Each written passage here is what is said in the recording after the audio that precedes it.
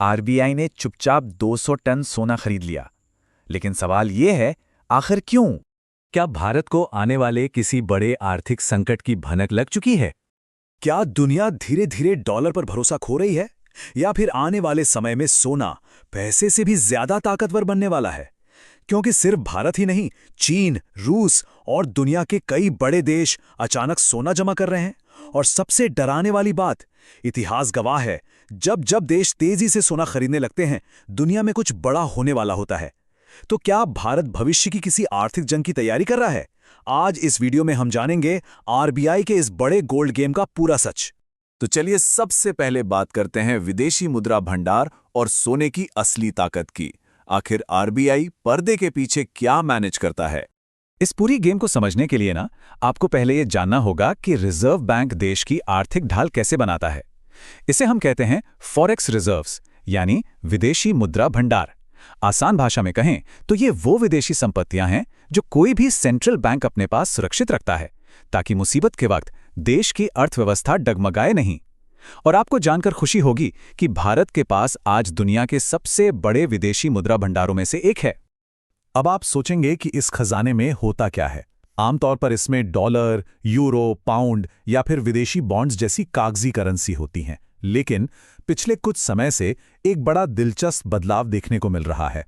RBI ने बड़ी ही खामोशी से अपने रिजर्व में गोल्ड यानी सोने का हिस्सा बहुत तेजी से बढ़ा दिया है। और सच कहूं तो इसी एक कदम ने दुनिया भर के बड़े बड़े अर्थशास्त्रियों को हैरान कर दिया। तो यहां सबसे बड़ा सवाल उठता है कि आखिर सोना ही क्यों, डॉलर क्यों नहीं?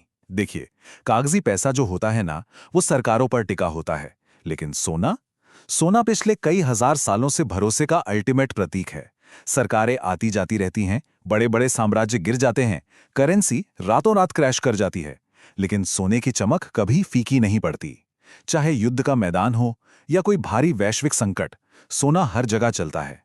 ये वो सुरक्षित ठिकाना है जिस पर कोई देश प्रतिबंध नहीं लगा सकता। और यहीं से शुरुआत होती है हमारी कहानी के दूसरे हिस्से की, डॉलर का घटता वैश्विक दबदबा।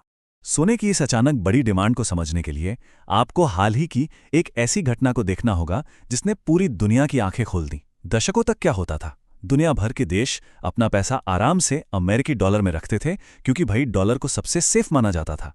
लेकिन फिर रूस और यूक्रेन का युद्ध शुरू हो गया। अमेरिका और पश्चिमी देशों ने रूस पर इतने भारी आर्थिक प्रतिबंध लगाए कि रातों रात रूस के अरबों डॉलर के विदेशी रिजर्व फ्रीज कर दिए गए। बस इसी एक झटके ने दुनिया के बाकी देशों को डरा दिया। उन्हें पहली बार ये रियलाइज हुआ कि अगर उनका पैसा डॉलर सिस्टम में फंसा हुआ है ना, तो वो पैसा असल में उनका है ही नहीं। संकट के वक्त वो उसे इस्तेमाल ही नहीं कर पाएंगे।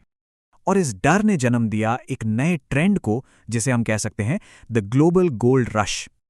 आप इन आंकड़ों को देखिए, ये साफ बताते हैं कि भारत अकेले ये कदम नहीं उठा रहा है।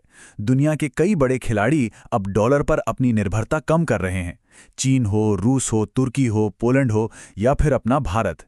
जरा सोचिए, जब दुनिया के इतने ताकतवर देश एक साथ डॉलर छोड़कर सोने की तरफ भागने लगें, तो इसका सीधा सा मतलब है कि इंटरनेशनल इकोनॉमी के नियम अब पूरी तरह बदल रहे हैं। अब इस गोल्ड रश का एक दूसरा बहुत बड़ा कारण भी है, महंगाई। आपको याद होगा, कोविड के बाद अमेरिका और यूरोप ने अपनी इकोनॉमी को बचाने के लिए मशीनें चला चलाकर ट्रिलियनों डॉलर छापे थे। अब जब मार्केट में इतना बेहिसाब पैसा आ गया तो क्या हुआ?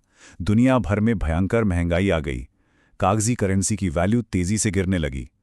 अब ऐसे में अपने देश के खजाने की असली वैल्यू बचाने के लिए सेंट्रल बैंक्स के पास सोने की शरण में जाने के अलावा कोई और चारा बचा ही नहीं था।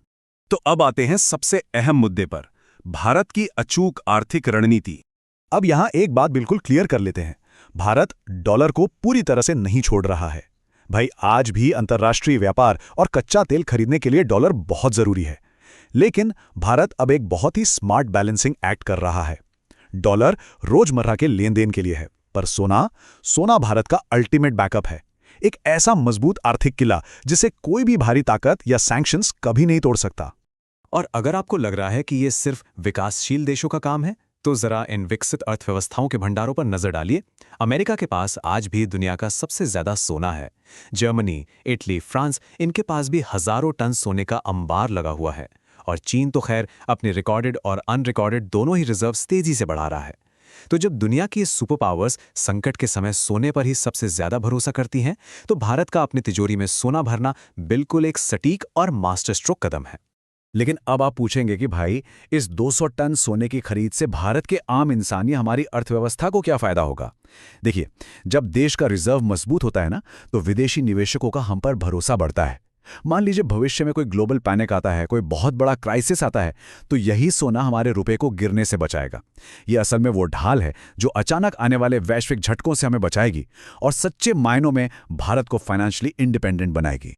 सच कहूं तो दुनिया इस वक्त एक बहुत ही अनिश्चित दौर से गुजर रही है। एक तरफ ब्रिक्स देश मिलकर डी-डॉलराइजेशन यानी डॉलर को हटाने की रणनीतियों पर काम कर रहे हैं। दूसरी तरफ चीन अपनी करेंसी युआन को दुनिया भर में पुश कर रहा है। इसके अलावा डिजिटल करेंसीज आ रही हैं और अमेरिका और चीन के बीच आर्थिक तनाव तो लगातार बढ़ ही रहा है। तो इस तेजी से बदलती और कंफ्यूजिंग दुनिया में सोना ही वो इकलौती चीज है जिस पर आंख बंद करके भरोसा किया जा सकता है। तो कुल मिलाकर इस पूरे विश्लेषण का निचोड़ ये है, आरबीआई का ये जो कदम है ना, ये कोई नॉर्मल इन्वेस्टमेंट नहीं है। सोना अब सिर्फ एक धातु या पैसा कमाने का जरिया नहीं रहा है, ये भविष्य की आर्थिक आज़ादी और ताकत का एक रणनीतिक हथियार बन चुका है। भारत की ये 200 टन की खरीदारी एक बहुत ही सोची समझी और सॉलिड तैयारी है, एक ऐसी दुनिया के लिए जहां आर्थिक ताकत के सारे पुराने नियम अब जड़ से बदल रहे हैं। क्या भारत सही समय पर सही तैयारी कर रहा है? अपनी राय नीचे कमेंट में जरूर बताइए। अगर वीडियो पसंद आई हो तो लाइक करें, चैनल को सब्सक्राइब करें और ऐसी ही शानदार फाइनेंस और जियो इकोनॉमिक्स वीडियोस के लिए जुड़े रहिए अर्थशास्त्र के साथ।